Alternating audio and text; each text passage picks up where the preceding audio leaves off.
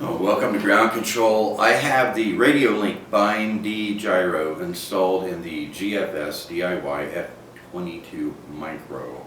We're going to take it out to the field today and we're going to test it in this airframe. Alright, so right now I have it in the mode we refer to as beginner mode, safe mode, emergency mode, where it limits the bank angle in roll and pitch and auto levels the aircraft. So if I bank left, it corrects right. If I bank right, it corrects left. Make sure that our sticks are working properly. Left, right, okay. So, if I nose up, the elevator goes down. If I nose down, the elevator goes up. Check our stick movement. Everything looks good. Alright, so now I've got it in the mode where it will counteract things like wind, but it doesn't do auto leveling. So if I bank left, it corrects right. If I bank right, it corrects left. Make sure our sticks are working in the proper direction. Left, right, okay. Now, if I nose it up, the elevator goes down. If I nose it down, the elevator comes up. Check our sticks. Okay, so in the two gyro modes, that's working fine. We'll put it in full manual mode. We should not get any type of movement out of the gyro whatsoever. That looks good. Check our controls, left, right, up, down. Okay, so everything is moving in the proper direction.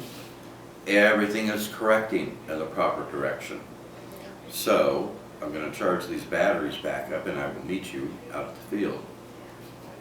Are we ready to get this GFS DIY F22 Micro in the air with the Radiolink Byme-D Gyro? I did the 20-degree nose up attitude when I plugged the battery into it to initialize it as per the instructions.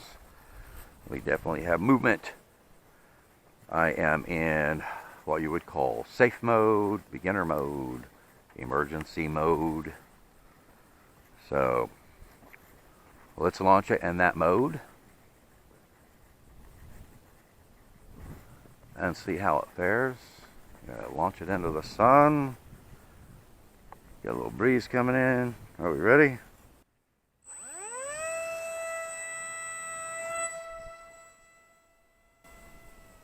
Seems to want to have a little nose down attitude.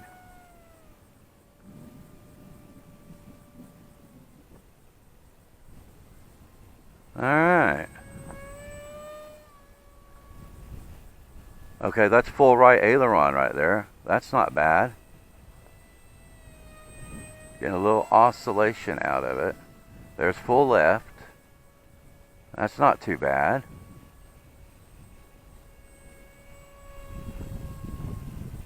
Full right. Let's see what we've got on the pitch.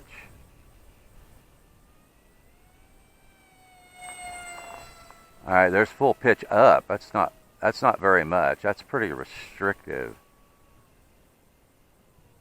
Much more restrictive than the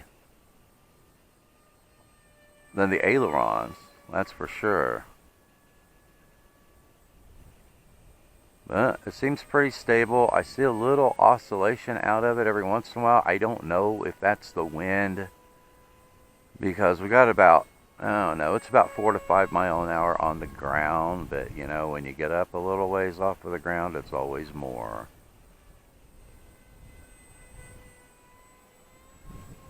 But it looks like the stability is working pretty good, except that it's nosing down on me. So I think when I initialize it again, and we'll put it in the air again after this flight, I think when I initialize it again,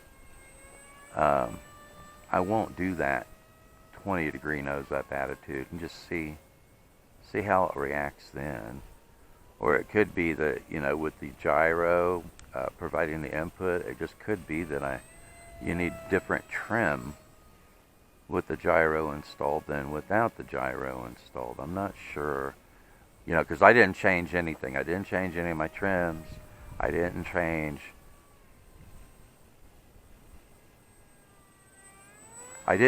any of my trim. I did not change any of my dual rate or my expo. Everything was exactly the same as it was before I put the gyro in it. Okay, so that looks pretty good. I don't know if it's, let's see if we power it up. Yeah, that's not bad at all. I actually saw less oscillation at full throttle than I do at slow speed, so I think it's just the gyro correcting it. But that's pretty good. That's a pretty good turn radius there for having having it in safe mode. Look at that. That's not bad at all, at least to the left. Now let's come over here and let's try it to the right. I'm going to try and stay out of the sun here. Yeah, that's pretty tight, guys. Oh, that's not bad at all.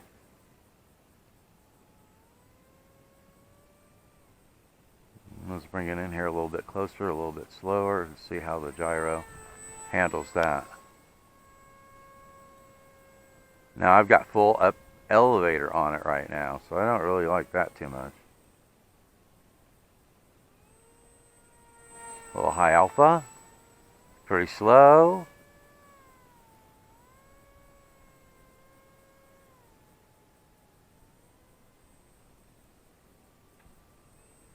Look at that. No, the gyro in safe mode seems to be doing pretty well.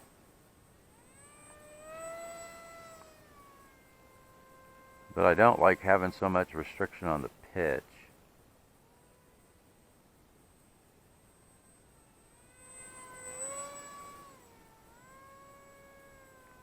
Not bad.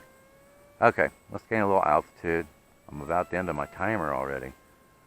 Gain a little altitude. I want to put it in the second mode.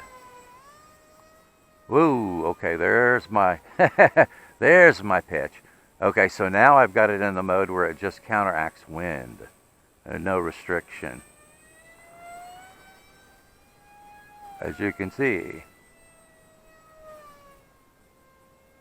Yeah, that seems to work okay. And there's my timer.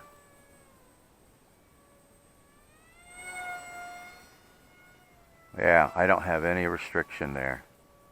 Okay, cool. So I put it back into stability mode. You just saw it. So we're going to bring it in here and land it.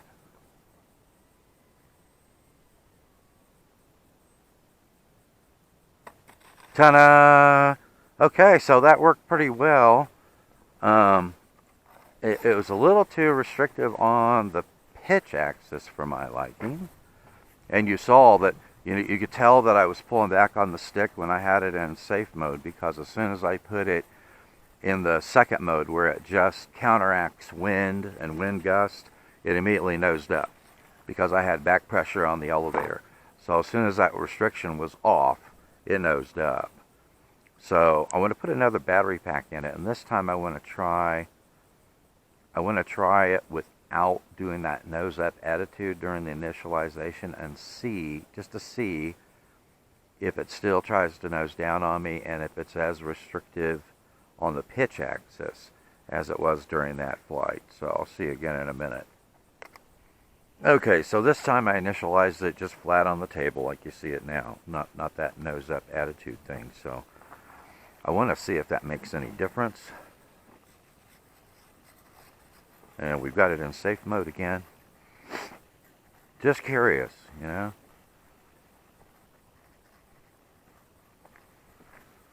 Alright, winds died down, so maybe I can get away with not launching it into the sun.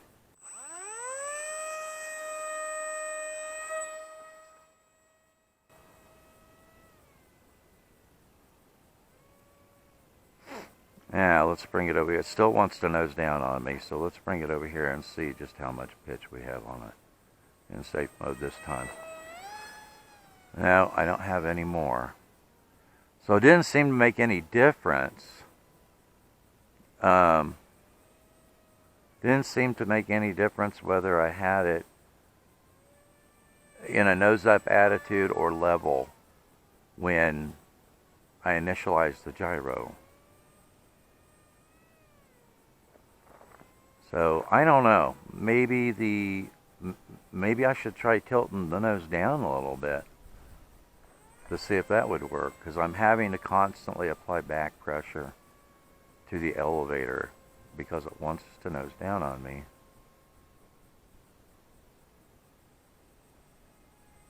But the stability works good, but I don't know why it's so restrictive in the pitch axis.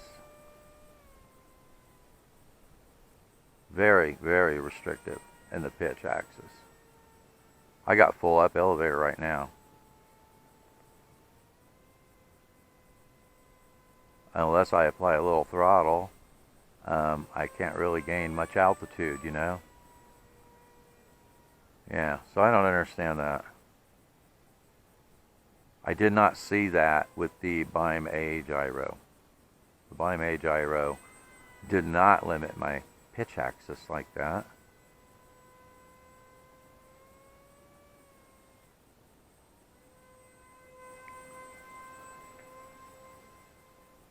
But as long as I'll come through here and I'll center the ailerons and it holds it nice and straight, but I have to apply back pressure on the elevator to keep it from nosing down.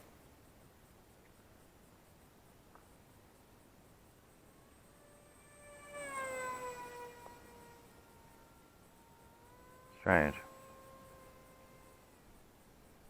Yeah, once I figure out what's going on with that, that'll be great. You know, the stability is really nice.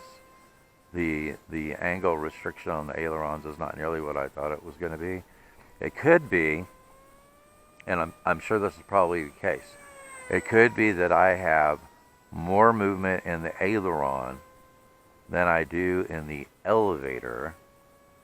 And so, you know, when it cuts down what you can do, I don't know if it just does a percentage rather than a bank angle, you know what I'm saying?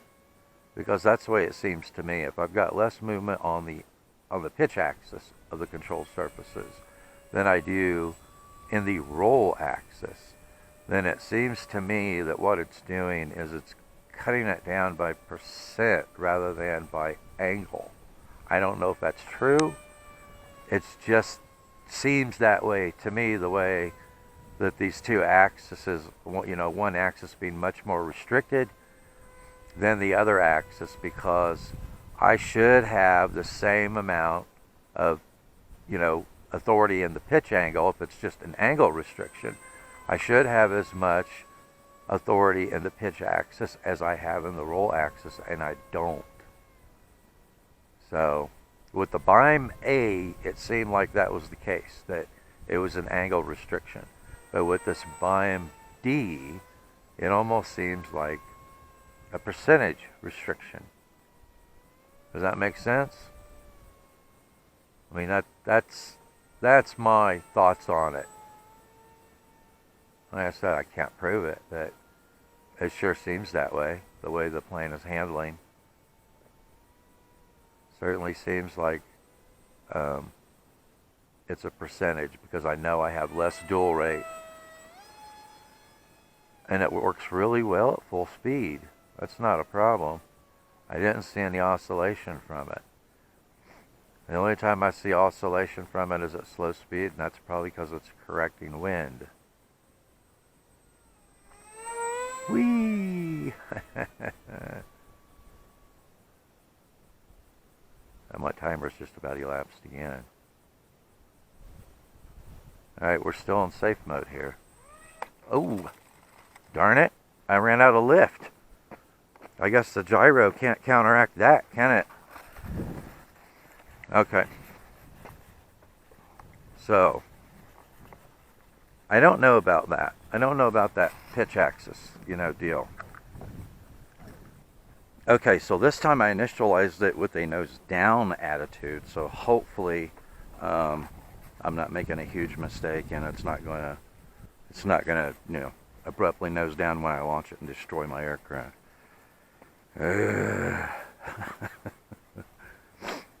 Alright, let's see. I'm holding it level and it doesn't look like the ailerons are going to pitch it down. So, alright, let's see if we can get it in the air. I'm in safe mode.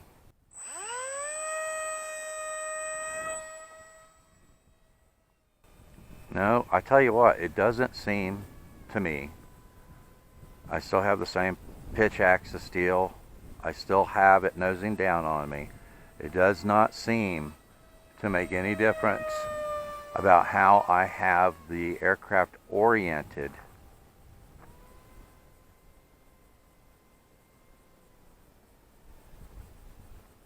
I'm going to bring it in, and I want to see if I can, boom, I want to see if I can recalibrate the gyro and see if that makes any difference. I don't know if it will or not, but it's worth a shot, am I right?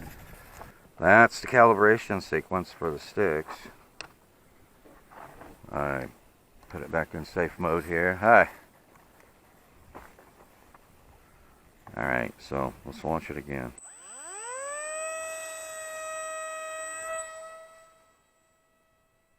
Well, I might have a little more pitch axis now. Let's see. It's still doing the nose down deal. But let's see if I have any more pitch than I had before. No, not really.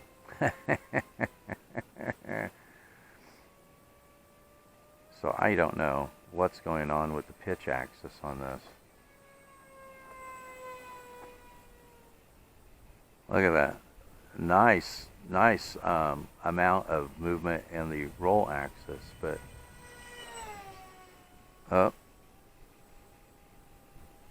sounded like maybe I got dirt and sand in the motor that time. Okay, well, I'm going to go ahead and bring it in and land it. And I don't know what's going on with that pitch axis, but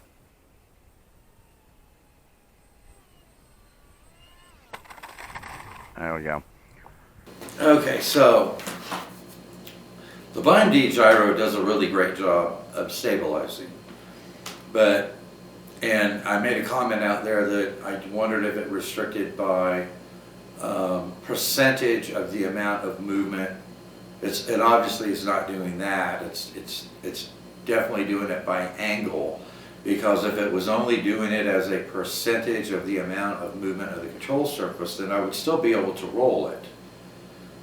It would be a slow roll, but I would be able to roll it. I would be able to do a loop, even though it would be a very wide loop.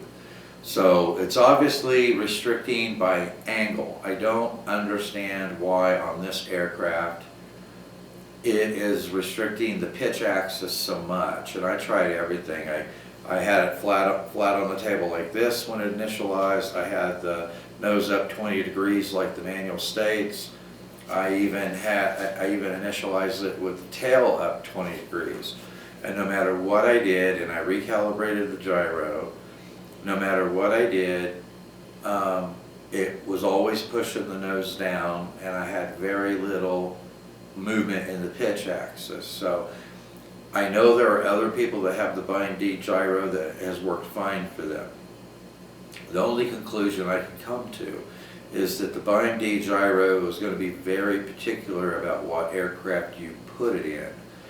Because in the roll axis, it was fine. I had plenty of roll axis to make pretty tight turns with it in safe mode, even though this is an Aileron only aircraft. But I was constantly having to pull back on the stick just to maintain level flight.